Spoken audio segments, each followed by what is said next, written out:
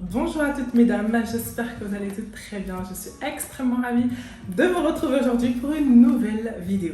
Dans la vidéo d'aujourd'hui mesdames, comme vous l'avez vu au titre de la vidéo, voyez-vous, nous sommes au mois de juin, d'accord? Nous sommes au mois de juin.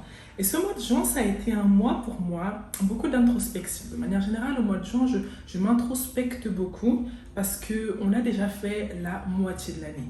Voyez-vous, ça fait déjà, on a passé 5 mois de l'année, là nous sommes au 6e mois et il nous reste encore littéralement 6 mois avant d'arriver à la fin de l'année.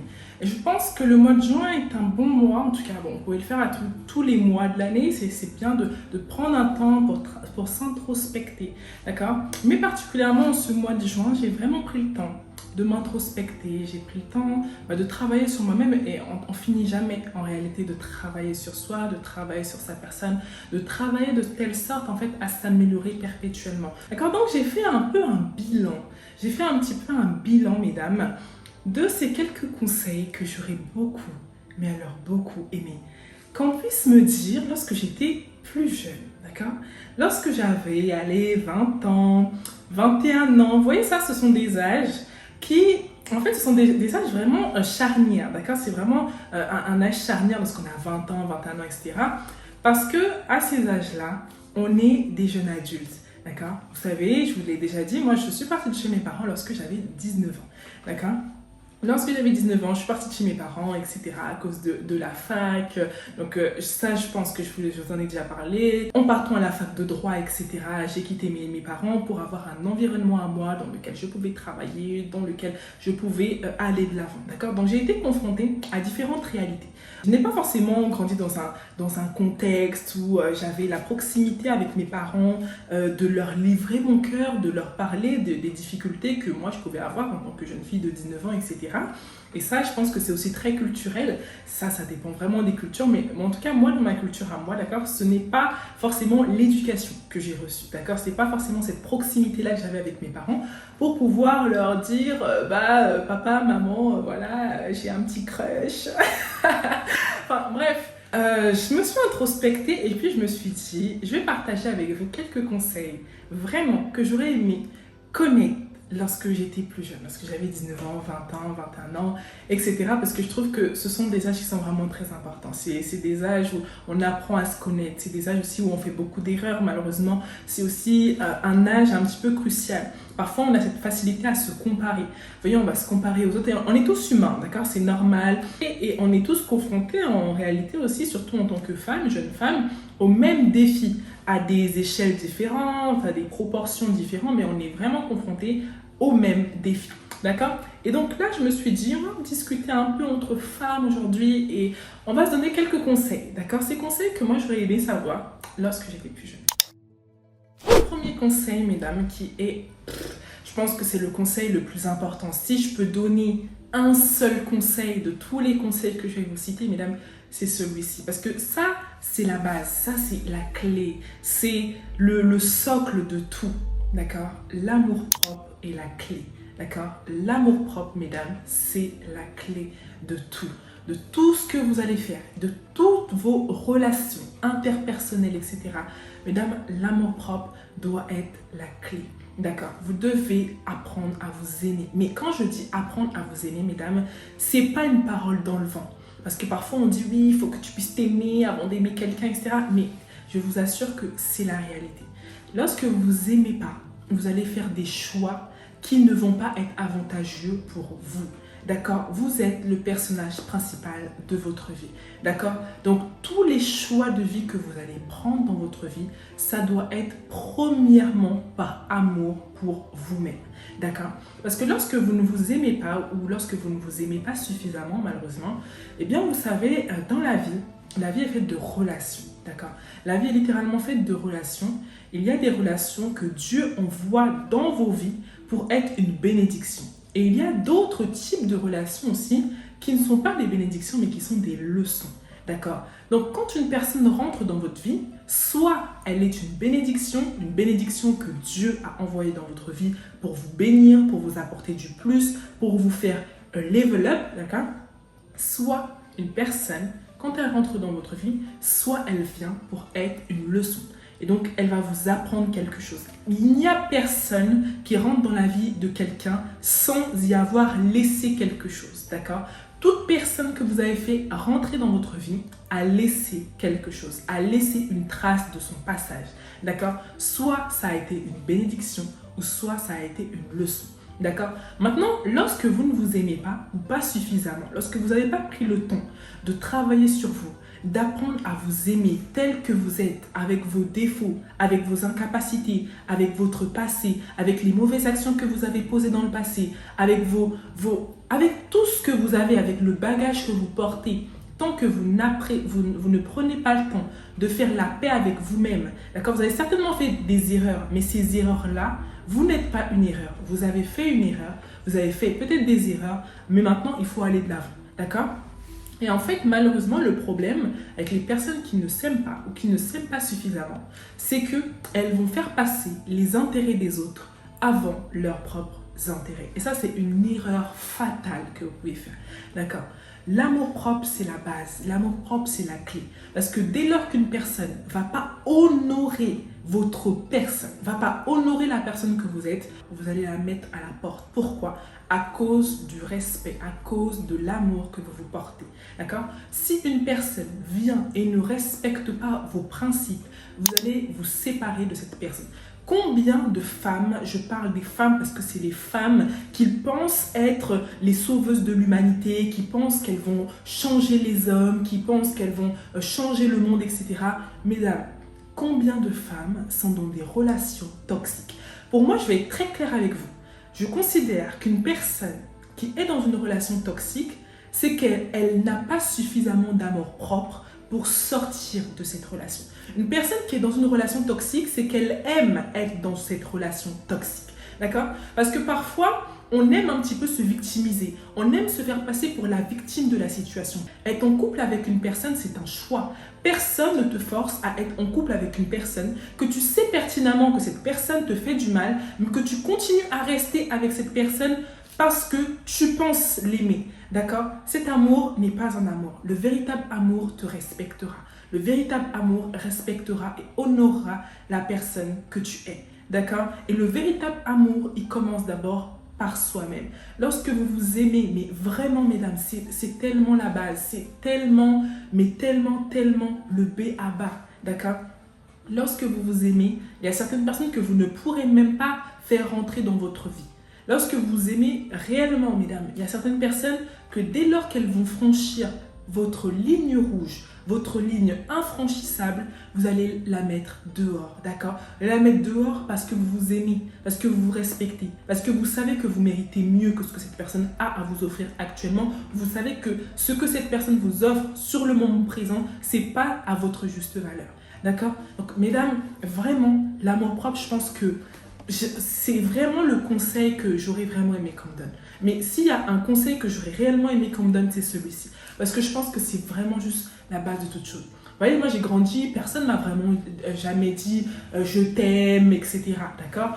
Ça c'est culturel parfois, etc. Mais on grandit comme ça avec certains dysfonctionnements dans certaines familles, dans certaines éducations. D'accord? Donc moi, personne ne m'avait jamais dit que voilà, je t'aime. Personne ne m'avait vraiment fait penser ou m'avait inculqué ce truc que j'ai de la valeur, que tu dois t'aimer, que c'est la base de toute chose, c'est l'amour propre d'abord. D'accord? Donc moi, en fait, dès lors que je pensais qu'une personne, j'ai beaucoup subi aussi du rejet dans ma vie, d'accord? J'ai beaucoup subi du rejet, beaucoup subi de l'humiliation, d'accord? Mais ça, tout ça, j'ai dû travailler sur moi, comprendre un petit peu qu'est-ce qui n'allait pas chez moi, pourquoi parfois je réagissais comme ça, pourquoi parfois mes réactions qui étaient peut-être parfois disproportionnées, mais moi, j'ai beaucoup, surtout lorsque j'étais enfant et adolescente, beaucoup subi énormément de rejet et énormément la blessure de l'humiliation. D'accord? Et aussi la blessure de l'abandon. Ça, c'est les 3 blessures que moi, j'ai particulièrement subies, notamment dans mon enfance. D'accord? Et donc, parce que j'avais peur d'être rejetée, j'avais peur d'être abandonnée, j'avais peur aussi beaucoup, notamment, d'être humiliée malgré moi, eh bien, ça fait que parfois, tu acceptais des relations amicales ou même amoureuses où la personne ne te traitait pas bien, mais en fait, tu te disais que c'est pas grave, cette personne-là, je l'aime, donc bah, je reste avec elle. Non, d'accord, mesdames? Si vous n'êtes pas traité à votre juste valeur, partez. Il y a des millions de personnes qui veulent des personnes comme vous dans leur vie. D'accord? Il y a des millions de personnes pour qui vous êtes la prière. D'accord? Surtout pour les hommes. Ne vous dites pas, je vais rester dans une relation toxique parce que, je sais pas, il n'y a que lui qui m'aime. Mesdames, il y a des hommes qui prient pour avoir une femme comme vous.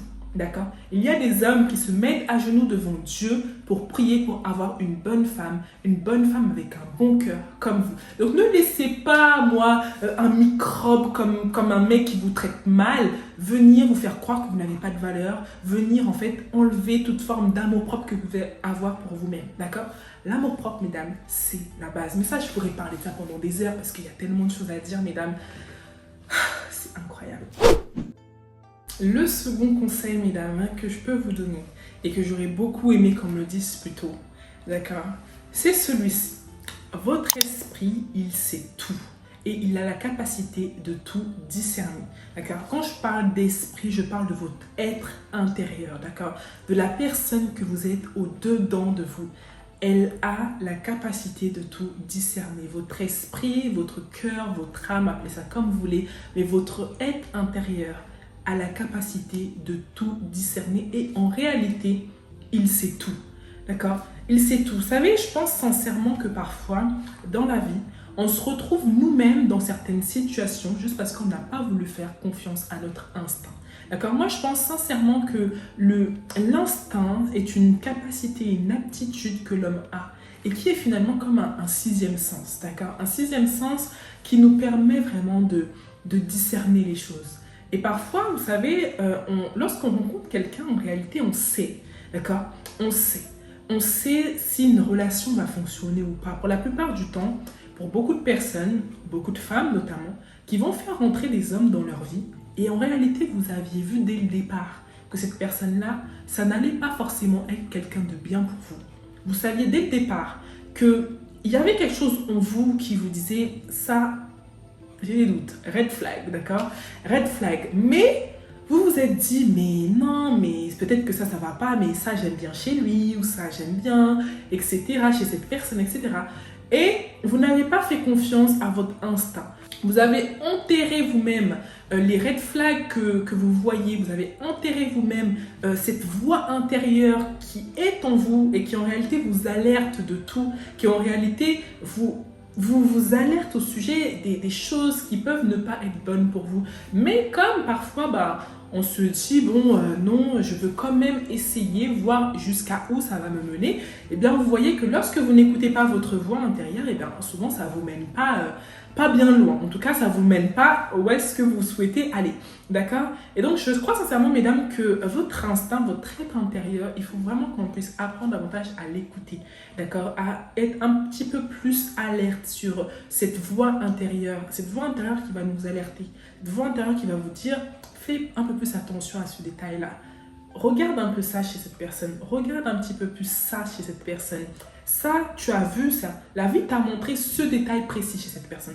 Est-ce que tu es en mesure, en capacité de pouvoir rentrer dans une relation, entretenir une relation? Et quand je parle de relation, je ne parle pas que amoureusement, d'accord? Ça peut aussi être amicalement. Mais est-ce que tu es en capacité d'entretenir une relation avec une personne? Elle t'a montré ça. Elle t'a montré ça. Elle t'a montré ça de sa personne. Est-ce que toi, tu acceptes ça? D'accord?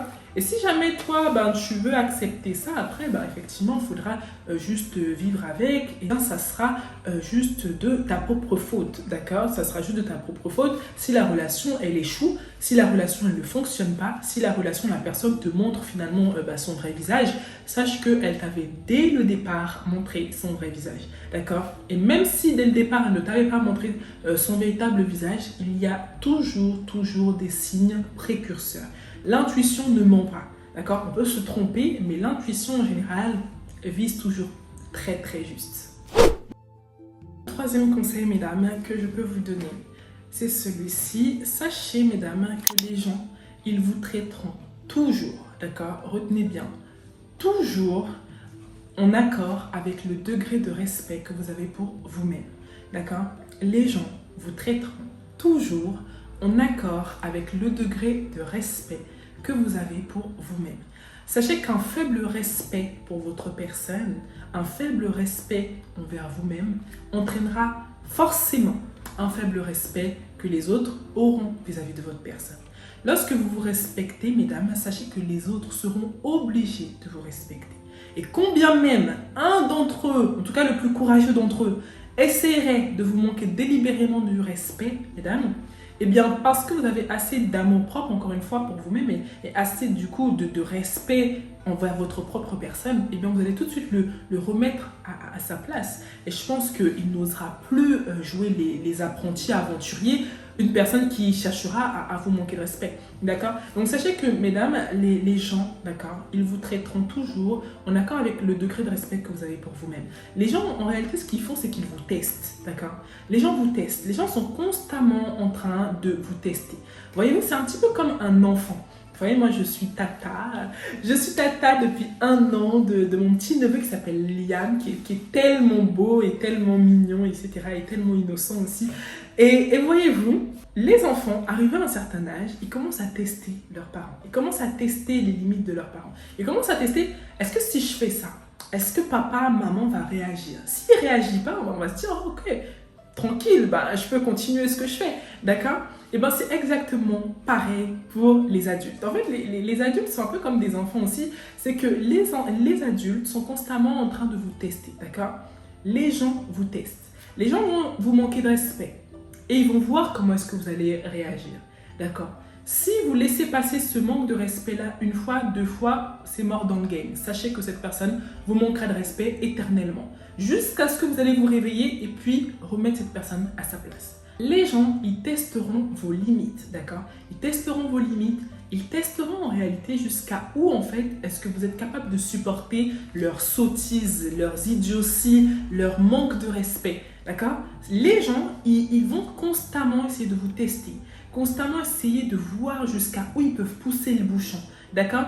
Et plus, en fait, vous tolérez ça dans votre vie, et plus, bah, forcément, les gens vont se dire « Oh, d'accord, bah, cette personne n'est pas digne, en fait, d'être respectée. » Parce que déjà, elle, on la traite comme ça, et puis, bah, elle accepte ça. Cette personne voilà, n'est pas quelqu'un qui est respectable. D'accord? Alors que vous méritez le respect. D'accord? Ne laissez jamais, au grand jamais, quelqu'un vous manquer de respect. D'accord? Et peu importe qui c'est cette personne. D'accord? Il y a des manières, je veux dire, très polies de dire à une personne, je n'aime pas la manière dont tu t'adresses à moi. Vous voyez, par exemple, je vais vous expliquer un truc. C'est que j'ai passé le permis une première fois, d'accord? La première fois que j'avais passé le permis, j'avais raté mon permis la première fois, d'accord? Et la première fois que j'avais passé le permis, qu'est-ce qui s'était passé? C'est que j'étais tombée sur une inspectrice qui était un peu désagréable avec moi, d'accord? Elle était un petit peu désagréable avec moi, en plus elle avait touché les pédales et tout, donc j'avais raté le permis, etc. Mais cette femme, elle me parlait mal, d'accord? Elle me parlait mal dans la manière dont elle s'adressait à moi, dans le ton sur lequel elle s'adressait à moi, et ben, je n'aimais pas comment elle me parlait. Et parce que cette personne, elle se disait que parce qu'elle était supérieure à moi, en tout cas dans ce cadre-là, parce que là, c'était le cadre du permis, je suis techniquement l'élève et donc elle est supérieure à moi puisqu'elle a l'expérience dans le permis de conduire, etc. Et elle me parlait pas bien du tout. Au-dedans de moi, en fait, j'avais 2 choix. J'avais soit le choix de lui dire « Madame, écoutez, je n'apprécie pas la manière dont vous vous adressez à moi, d'accord ?» Soit le choix notamment de me taire.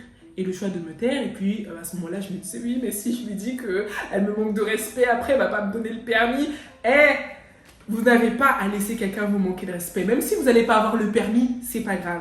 Mais au moins, à cause de votre honneur et de votre dignité, dites à cette personne « Madame, je n'aime pas la manière dont vous vous adressez à moi. Pouvez-vous me parler, vous adresser à moi avec plus de respect, s'il vous plaît. » D'accord? Là, c'était le cadre, par exemple, du permis de conduire. Mais même s'il n'y a pas de prochaine fois, vous revoyez plus jamais la personne, sachez que cette personne-là, au moins, elle gardera dans sa tête que il y a des personnes à qui on ne s'adresse pas n'importe comment. D'accord? Donc, honorez votre personne, mesdames. Respectez-vous pour que les autres puissent vous respecter. Et quand bien même une personne essaierait de jouer les apprentis aventuriers, eh bien, croyez-moi, il ne va pas faire long feu avec vous parce que vous allez le remettre sur les rails. Prochain conseil, mesdames, c'est celui-ci. Alors, Le prochain conseil, mesdames, c'est celui-ci, et je pense que c'est un conseil également qui est très important dans votre identité de femme. Déjà, premièrement, avant de rentrer dans le vif du sujet du conseil, il faut que vous sachiez, mesdames, qu'il est important dans votre nature, dans votre cheminement vers la vie, d'apprendre au sujet de votre identité, d'accord? D'apprendre au sujet de votre identité. Ne cessez jamais d'apprendre au sujet de qui vous êtes. Ne cessez jamais d'apprendre au sujet de votre identité profonde. Ne cessez jamais d'apprendre au sujet de qui vous êtes de manière interne, dans l'être intrinsèque que vous êtes. D'accord? Il est important, selon moi, et je pense très sincèrement, que 3/4 des problèmes qu'ont les hommes avec les femmes et beaucoup de problèmes également de la société qu'on peut rencontrer aujourd'hui sont liés en fait à un problème identitaire. D'accord? L'identité en réalité c'est la clé. Et donc je pense très sincèrement qu'il est important, mesdames, que vous puissiez renouer avec votre identité féminine, votre identité au-delà de la personne que vous êtes intrinsèquement, etc. D'apprendre à vous connaître qui vous êtes, connaître vos valeurs, connaître vos principes et ayez-en. Et n'ayez pas peur d'avoir des valeurs, n'ayez pas peur d'avoir des critères, n'ayez pas peur d'avoir des principes. Aujourd'hui, malheureusement, sur les réseaux sociaux, il ne faut pas écouter tout le monde, d'accord? Il ne faut vraiment pas donner vos oreilles à tout le monde. Sachez que les personnes à qui vous donnez vos oreilles, eh bien, forcément, elles vont influencer votre système de pensée. Comment vous pouvez expliquer qu'aujourd'hui, sur les réseaux sociaux, dans des lives TikTok, on entend des choses du genre « Oui, une femme, lorsqu'elle a 30 ans, elle est périmée, etc. » Il y a des jeunes filles de 20 ans et c'est de la chair fraîche, je ne sais pas quoi. Mais je veux dire, est-ce que vous vous rendez compte des choses que les gens disent? Et si vous donnez vos oreilles à ce genre de personnes, qu'est-ce que vous n'allez pas penser au sujet de vous-même? Vous allez penser que votre valeur, elle dépend de votre âge. Vous allez penser que parce que vous avez 30 ans, vous n'avez plus de valeur. Vous allez penser que parce que vous avez 30 ans, vous avez moins de valeur qu'une femme de 20 ans, qu'une jeune fille de 20 ans. C'est faux et ça n'a pas de sens. D'accord? Et donc il est important, mesdames, d'avoir conscience de votre identité profonde, de savoir que votre valeur, elle est au-delà de votre âge, elle est au-delà de votre couleur de peau, etc. Votre valeur, elle est au sujet de qui vous êtes. D'accord? Votre personne suffit. D'accord? Votre présence suffit. Votre être suffit. D'accord? La personne que vous êtes, en fait, elle suffit. Vous êtes le prix. D'accord? Vous êtes le prix. Sachez que dans les relations amoureuses, et ça c'est surtout dans le cadre des relations amoureuses, la femme est le prix et la femme restera le prix. D'accord? N'écoutez pas ces hommes qui vont essayer de faire croire que l'homme est le prix, que l'homme on doit se battre pour l'amour d'un homme. Vous n'avez à vous battre pour l'amour d'aucun homme, d'accord? C'est aux hommes de se battre en fait pour votre amour. C'est le spermatozoïde qui vient vers l'ovule, d'accord? Ce n'est pas l'ovule qui court derrière le spermatozoïde pour dire « S'il te plaît, féconde-moi pour l'amour du ciel ». Non, d'accord? C'est quoi ces manières des femmes qui vont courir après les hommes, qui vont penser que l'homme est le prix? Non, mesdames, vous êtes le prix, d'accord? Tout est à propos de votre être. Vous êtes une femme et vous êtes le prix. D'accord? Vous êtes le prix. Si un homme ne vous voit pas comme le prix, si un homme ne voit aucune valeur en votre personne, sachez que cet homme-là ne vous aime pas. La réalité, en fait, c'est que les hommes ne sont pas si difficiles que ça à comprendre. D'accord? Les hommes ne sont pas si difficiles que ça à comprendre. C'est que, en réalité, les hommes, ils savent parfaitement ce qu'ils veulent. D'accord? Les hommes savent ce qu'ils veulent. Et par conséquent, parce que les hommes, ils savent ce qu'ils veulent, ils savent aussi exactement ce qu'ils ne veulent pas. Ça, c'est la réalité que beaucoup d'hommes ne vous diront pas, mais les hommes savent parfaitement ce qu'ils veulent. Si un homme, il vous veut vous, il sait qu'il vous veut vous. Et il ne prendra jamais de la vie le risque qu'un autre homme puisse s'emparer d'une femme qu'il considère être le prix ou un trésor, d'accord?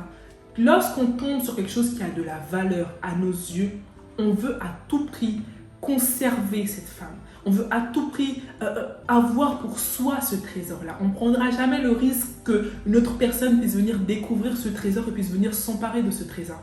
Vous êtes un trésor, d'accord? Je ne dis pas par là que les hommes n'ont pas de valeur, etc. C'est absolument pas ce que je suis en train de vous dire. Mais je suis en train de vous dire qu'il faut rétablir l'ordre des choses, d'accord? C'est comme ce que je disais tout à l'heure, le véritable problème de notre société, c'est un problème identitaire. Beaucoup de femmes ne savent pas qui elles sont et beaucoup d'hommes ne savent pas qui ils sont. Ils ne connaissent pas leur véritable nature profonde et par conséquent, ils ne savent pas quelle place est-ce qu'ils doivent occuper dans la société. Donc, croyez-le ou non, mesdames, en réalité, vous êtes le prix. D'accord, vous êtes le prix. Et un homme qui vous aime sincèrement, il ne prendra jamais le risque qu'un autre homme puisse venir découvrir le trésor, en fait, qui est votre personne. D'accord? Vous avez de la valeur et peu importe que vous puissiez avoir 30 ans, 35 ans, 50 ans, vous avez de la valeur en tant que femme, juste parce que vous êtes une femme. Tout est à propos de qui vous êtes, d'accord? Rien n'est à propos de si vous avez une grosse voiture, rien n'est à propos de si, je sais pas, vous êtes très très belle ou quoi que ce soit. Tout est à propos de votre être, d'accord? Tout est à propos de votre être et votre être suffit, d'accord?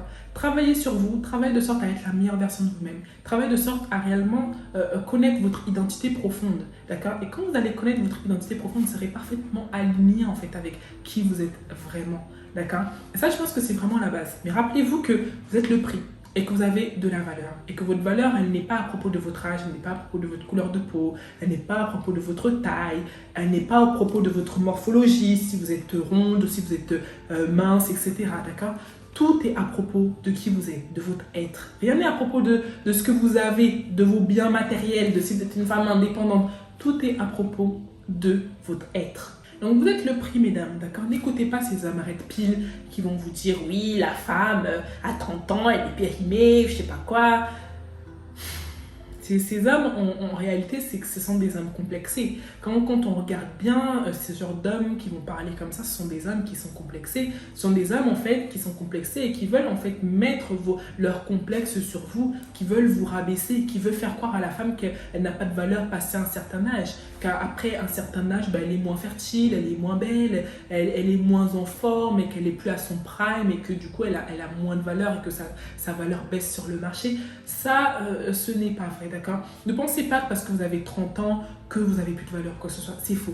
D'accord? Moi, je pense même que, franchement, moi, je suis encore dans ma vingtaine, mais j'ai hâte de quand j'aurai 30 ans. Parce que je me dis, franchement, à 30 ans, je serai une femme extraordinaire. Je me dis, waouh, j'ai trop hâte d'avoir 30 ans. Je ne suis pas le genre de femme qui me dit, oui, mais moi, j'ai pas envie d'avoir 30 ans, quoi. Je me dis, j'ai hâte. Parce qu'à 30 ans, c'est un âge, mais tellement un bel âge pour une femme. À 30 ans, vous vous rendez compte de ce que c'est 30 ans à l'échelle de la vie? 30 ans, c'est trop un bel âge. 30 ans, c'est trop l'âge où, en tant que femme, tu as fait tes expériences, tu as conscience de ta valeur, tu sais ce que tu veux, tu sais ce que tu ne veux pas. Tu ne vas pas laisser un petit morveux rentrer dans ta vie, venir t'intimider ou quoi que ce soit. Non, 30 ans, c'est trop un bel âge pour une femme. Donc, mesdames, si vous avez 30 ans, arrêtez d'écouter les red pills de TikTok ou de YouTube ou quoi que ce soit. Je sais que vous êtes belle, vous avez de la valeur et que vous êtes et vous resterez le prix. Donc, mesdames, ça c'était les quelques conseils de la vidéo d'aujourd'hui pour pas qu'elle puisse être trop longue non plus, d'accord? Donc, ça m'a fait extrêmement plaisir de vous retrouver aujourd'hui pour notamment cette vidéo-ci. Donc, si vous avez aimé la vidéo, n'hésitez pas à mettre un pouce bleu. Et puis surtout, mesdames, nous, on se retrouve d'ici la semaine prochaine pour une nouvelle vidéo. D'ici là, je vous fais plein de gros bisous. À bientôt. Ciao, ciao.